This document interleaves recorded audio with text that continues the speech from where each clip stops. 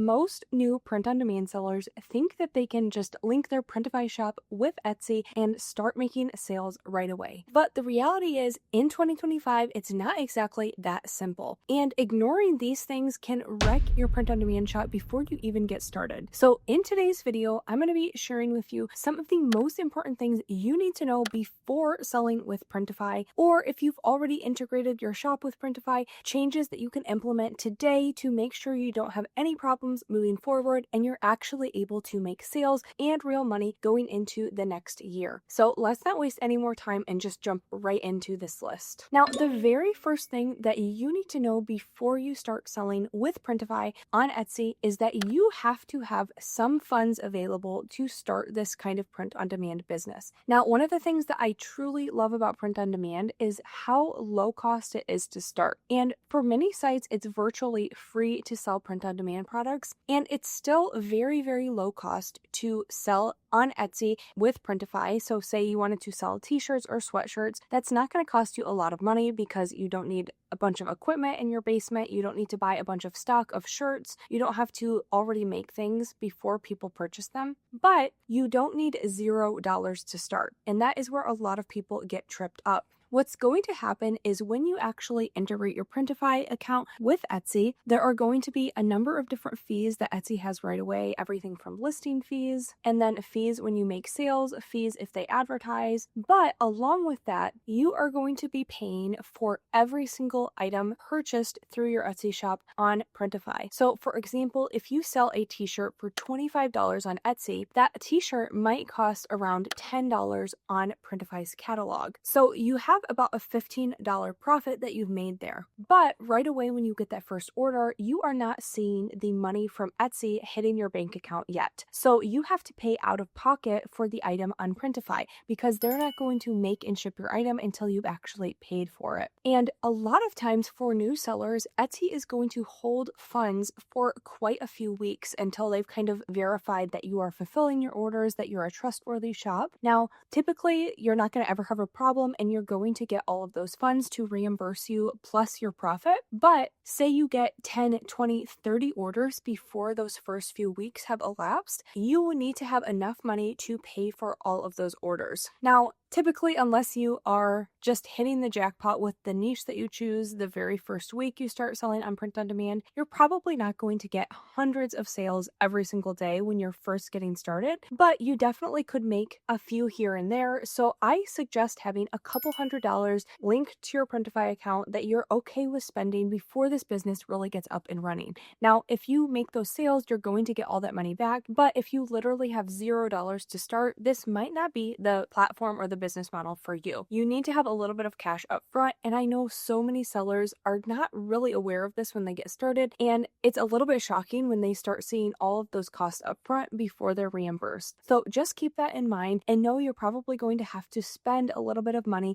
buying those wholesale items on Printify before Etsy is going to actually give you the money that you truly have made. Now, the next thing that you really need to know if you are selling on Printify is that not all of their print providers are created equal. Now, what I love about Printify is they have so many different manufacturing partners that go through their platform. So for each kind of t-shirt, there are probably between 5 to 15 different sellers that you can purchase that same t-shirt from, but some are better than others. Now, Printify does do a really good job vetting who they are partnering with and who they will allow you to purchase items from, but I always love to read the reviews of the manufacturing partners that I'm going to be using. So say I wanted to sell a new type of sweatshirt, I'm going to make sure that I am picking a very highly rated merchant on there that has good reviews, that doesn't have a lot of return requests, and just making sure that they are going to be a good fit for me, that their turnaround time is very good. Now, this can be a very time-consuming process, and it still can be a little bit confusing if you haven't been a seller for a long time. So another thing that you can do that I really like, Printify has rolled out something called Printify's Choice, and this basically is going to look at your account and it's going to pick the best manufacturing partner for you. So say you wanted to sell a Bella and Canvas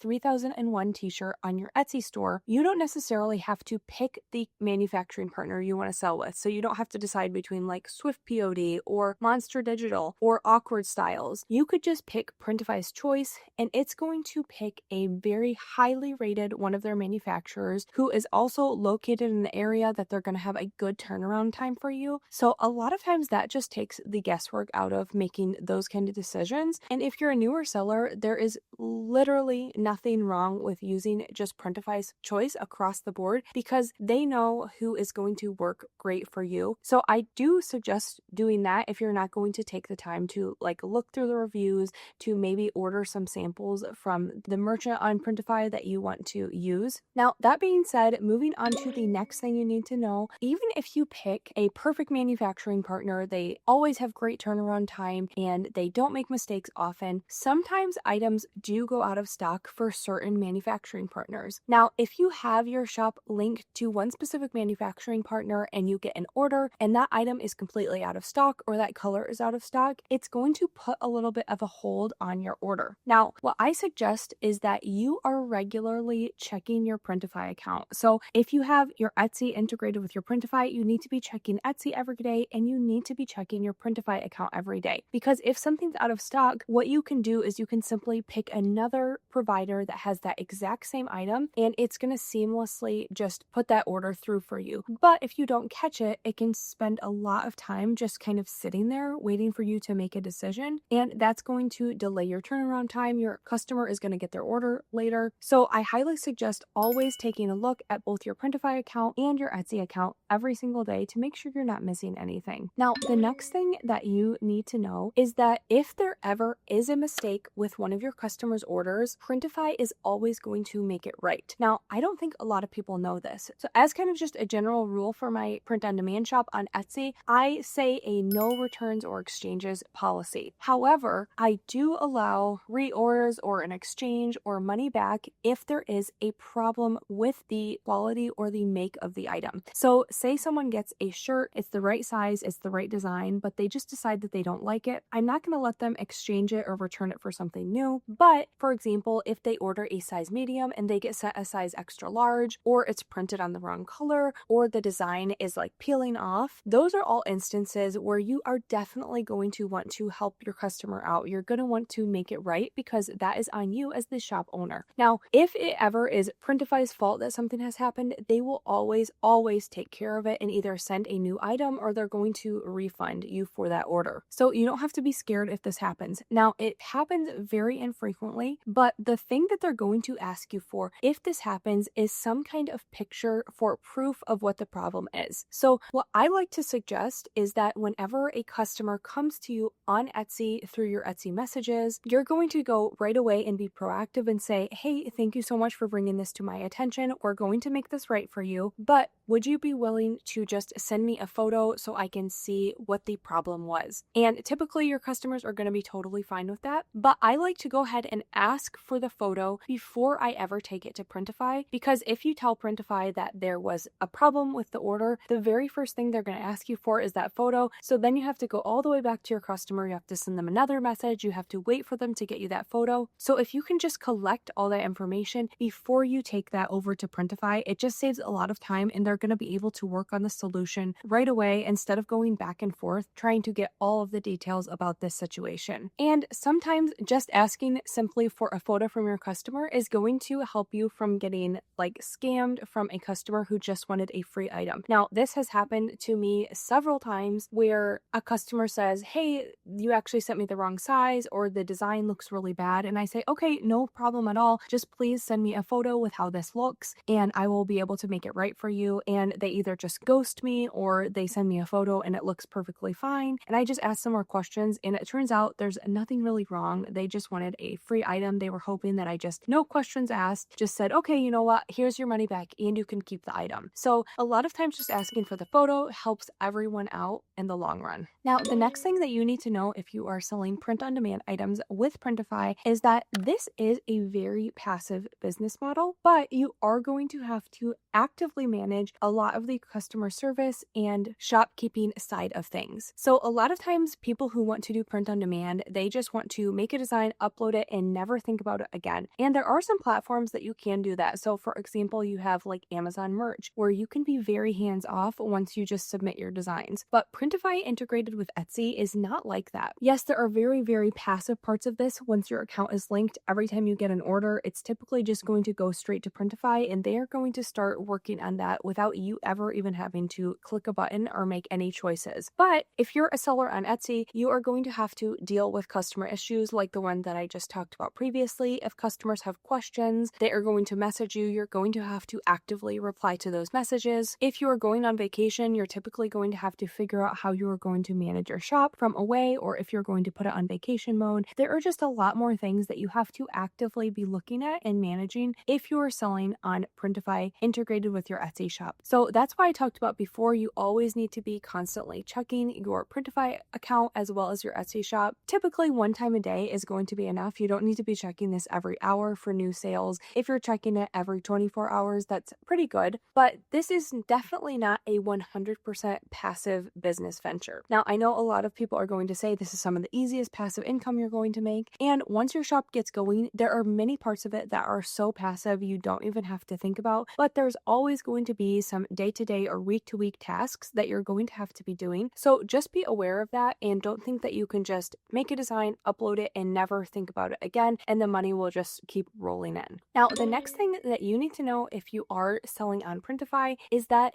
just because they offer an item in their catalog doesn't necessarily mean it's a good print-on-demand item to sell on Etsy. Now, something that I love about Printify is they have so many different product types. They have, I think, over 800 different things that you can sell at this point, but not every item is going to be a perfect fit for you or your shop, or even be worth it to actually make money. So there are some really, really unique items, but a lot of times those come with very high wholesale prices, and the price that you'd have to sell them on Etsy to be able to make any profit just doesn't really make sense. But there are so many items on Printify where the pricing is pretty much the best that you can find out there. So for like apparel items, for drinkware, for hats, those really common print-on-demand items, Printify is going to beat out a lot of the competition almost every single time, and you can make a ton of profit for those items. But sometimes they're more unique offerings. There's a lot smaller of a profit margin, so I just don't typically suggest selling those kinds of items, but you can always work out the math yourself and compare to what other shops are selling those types of items for, because sometimes really unique things do sell very well. For example, candles is something that Printify offers, and their pricing is actually pretty good where you can make a significant amount of profit. So just make sure that anytime you want to sell a new item, just because it's on Printify doesn't mean it's the best thing to sell. So you're going to need to do a little bit of legwork on your end to look at what your competition is, what other people are pricing at, if this pricing even makes sense, if this item on Printify is the best quality you can get out there. So just make sure that because they add some new shiny item to their catalog, you're doing your due diligence to see if it's a good fit for you and your shop. And along with that, just because there are so many different print-on-demand items that you can sell doesn't mean you have to be selling everything in your store. I really suggest just doing 2 or 3 different product types in your entire Etsy shop, and that is enough for you to focus on. So if you did t-shirts, sweatshirts, and mugs and just called it a day, that would be a great way to make money, because sometimes if you're trying to do everything under the sun in your shop, you're going to get distracted and you're never going to get enough volume to actually make a ton of sales. Now, one of the next things that you need to know if you're selling on Printify is such an important tip, and this can be the difference between you making a ton of profit and all of your items getting scrolled past every single time someone stumbles upon your shop. And that is that just because Printify has mockups that are free to use that auto-generate